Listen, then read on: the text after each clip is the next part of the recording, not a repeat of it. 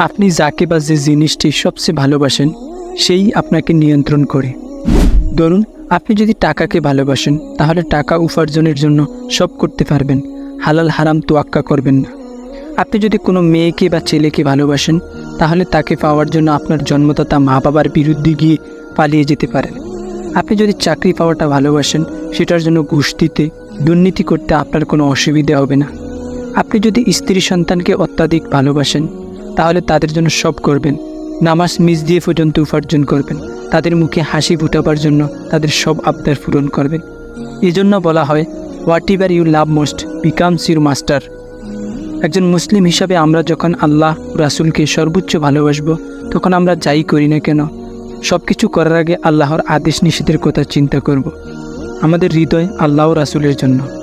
যখনই এই জায়গাটায় টাকা, বাড়ি, গাড়ি, নারী জায়গা নিবে তখনই আপনার হৃদয় আর আপনার নিয়ন্ত্রণে থাকবে না।